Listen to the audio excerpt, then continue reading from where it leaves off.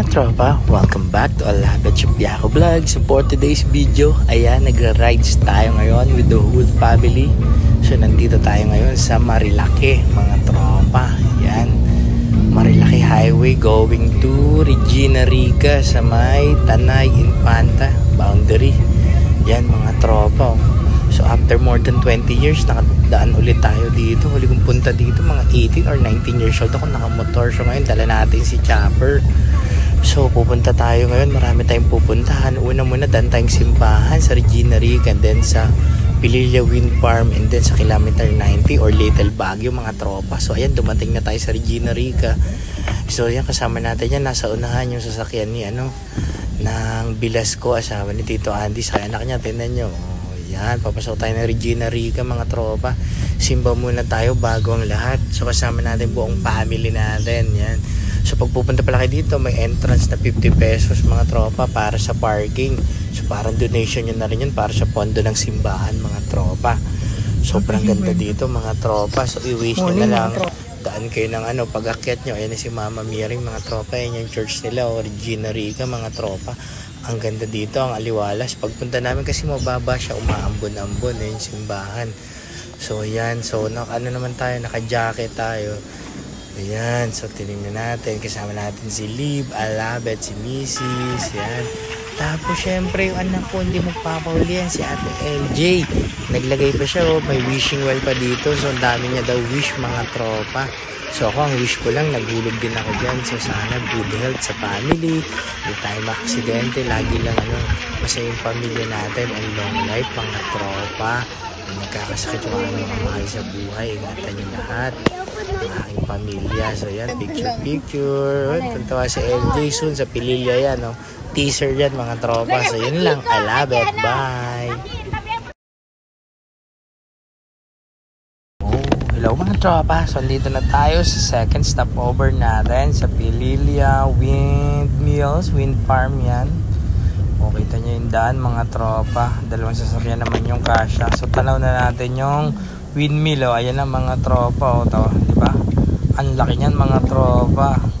So from Regina Rica, siguro mga ilang minuto din yun, mga 15 minutes. So ayan, nag-stop over muna tayo mga tropa para magtanong sa guard, saka mag-picture kung pwedeng pumasok si Mrs. kasi empleyado siya ng company na may hawak yan mga tropa. Alabet. Welcome to Pililla Wind Farm mga tropa. Nakikita nyo sa likod ko mga tropa. Ayan. Yan yung product ng Mrs. ko. Yan, sa kanila yan. Sila company nila yan. Mga windmill ng Vestas. Sila yung nag-ano yan. Ang lakas ng hangin mga tropa. Welcome to Pililla Rizal naman mga tropa. Hello mga tropa. Nandito tayo sa Pililla Wind Farm. Tingnan nyo mga tropa sa likod ko.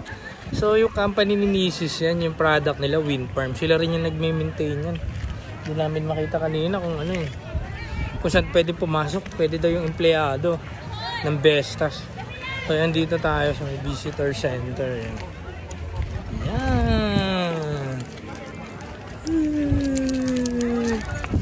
So ayan, konting pahinga, picture. Ang daming tao dito mga trabaho. Yung nakikita nyo na yun yung Laguna Lake or Laguna, diba yung mga tropa.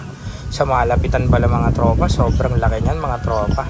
So abangan nyo yung ating third stop mga tropa. Pupunta naman tayo ng Kilometer 90 sa Infanta, Tanay, Marikina, Rizal boundary mga tropa. So kayo pa, anong hinihintay nyo?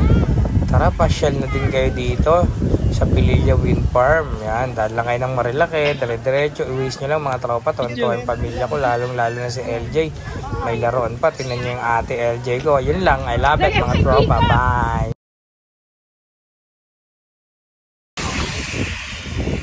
Hello mga tropa, welcome back to Alabet Shapiako Vlog. So for today's video, yan, nakarating na tayo. Long time, first time dito sa Little Baguio mga tropa. Maambon Shoutout muna sa nagbigay ng jacket kay Pareng Cloud din. Dito na tayo. Little Baguio mga tropa. Layo na.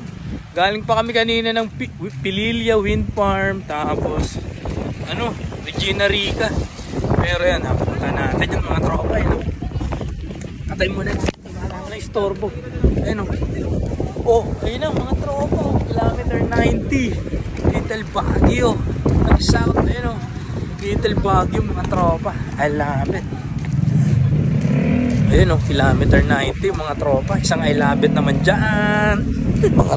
Ayan mga tropa, kilometer 90, Little Baguio. Dito sa boundary ng Infanta, Tanay, Marikina Highway mga tropa. Sobrang lamig dito mga tropa. Tapos umaambon dahil siguro ay na yung ulap mga tropa. Wet na tayo mga tropa. Malapit mga tropa. Tapos meron din pala siyang botanical garden. And pwede ka siguro mag-staycation kasi may mga hotel dyan mga tropa. Ayan, kasama natin yung buong tropang QC mga tropa.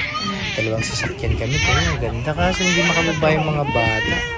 Kasi talagang umuulan mga tropa. Kaya magdala kayo ng payong, jacket, hood, sweatshirt. Yan mga tropa.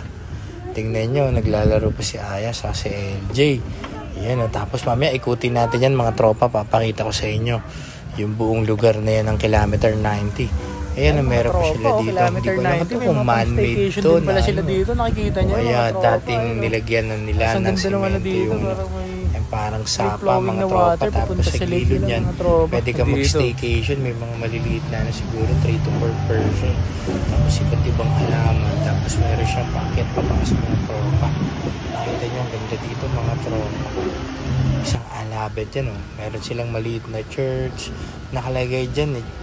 Noble Church, smallest ano daw yan, nagawa sa semento mga tropa. Ang taas na, akyat tayo mga tropa.